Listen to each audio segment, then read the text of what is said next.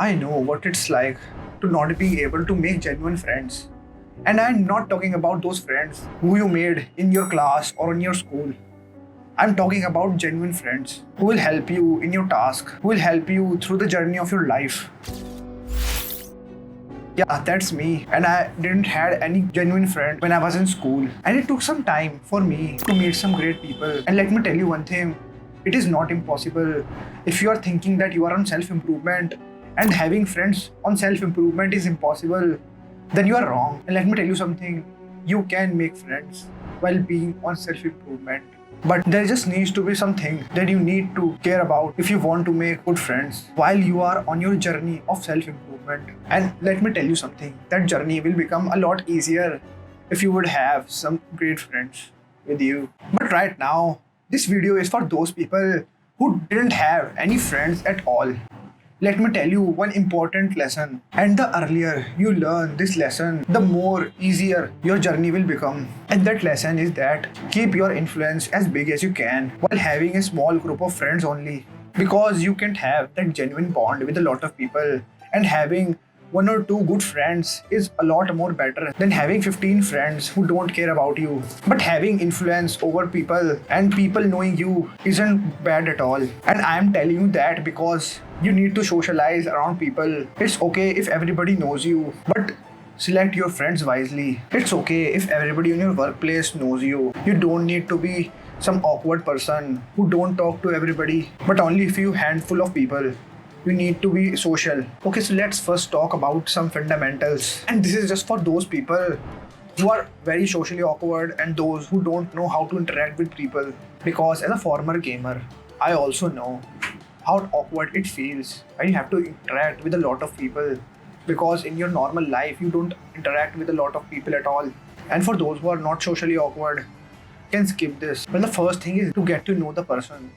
Because if you're talking to someone, the first thing you need to do is to ask them about themselves. And here comes the main thing after that. You have to be genuinely interested in them. Because that's the first step. Showing a genuine interest in other people is a great thing to do because it would not only help you in winning some friends, but it can also help you if you are a businessman or a salesperson. Because let me tell you one thing, everybody thinks for themselves, and that's true. Even when you are watching this video, you're watching this because you want something from me and I'm providing value. Because if I won't be providing any value, then you wouldn't watch me at all. This is all just about you. Remember that. And the only thing you can do to win some attention of other people is to give them genuine appreciation. And by being genuinely interested in them, that's the only way of getting other people's attention. And attention means time. And now comes the second point, which is don't complain or criticize. This point is not very easy to understand. It is very complex because some genuine events will come to you when you really have to criticize the other person, and there are some times when you can just go on without criticizing. So listen to me carefully because half information will wreck you. When you're meeting someone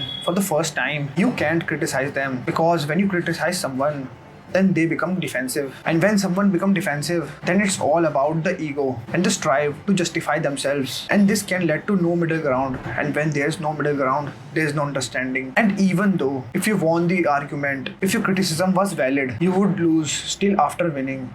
Because you would hurt that person's pride and also his sense of importance, which will lead to resentment. And let me tell you about an experiment. A famous psychologist did some experiments on some animals, and he found out in that experiment that those animals who were rewarded for their good behavior learned much more rapidly than those who were punished because of bad behavior. And let me tell you something which is very important. Listen to this carefully. As much as we thirst for approval, we dread condemnation. And I'm not even talking about the sharp criticisms, which are far more dangerous than the normal ones. Sharp criticisms always end in futility. There's no other way out. So at first, when you meet other people, do not criticize or condemn them. Try to understand them and try to put yourself in their shoes and just focus on the most important thing, why they do what they do. That will help you a lot more in the long run because it would help you to understand that person. And now the third point, smile. And I'm not just telling you to smirk, I'm telling you to genuinely be happy to see that person because others are always affected by your energy. And if your energy is positive, then what would you think other people around you would be like? Have you ever wondered that there are some places where you are perceived differently because when you first time You met them, you acted differently. Try to remember one thing. You must have great time meeting with people if you want other people to have a great time meeting with you. That's why I'm talking about a real smile, not an insincere grin, a real heartwarming smile.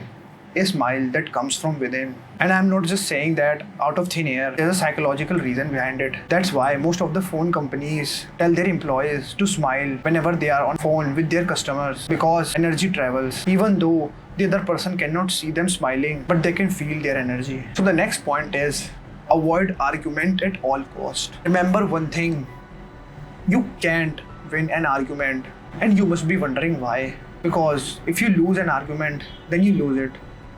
But when you win it, then also you lose it. And here's the why.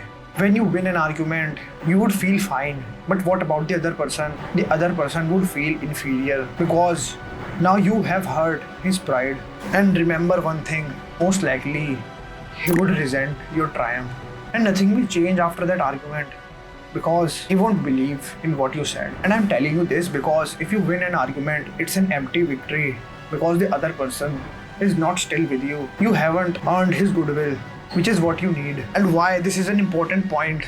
This is an important point because almost everybody in this world gets in an argument whenever there's a disagreement in their views. And that's how humans are made. It's our first instinct. But that is exactly what we won't do. And the first step is to control your temper. Don't let your anger get to you. Remember, you can measure a person's size by what makes him or her angry. And the first thing when you are about to get into an argument is that you have to look for the areas of agreement. When you have heard what your opponent have to say, then find the points that you agree with and be honest. And if there is an error, then say so. Don't be afraid.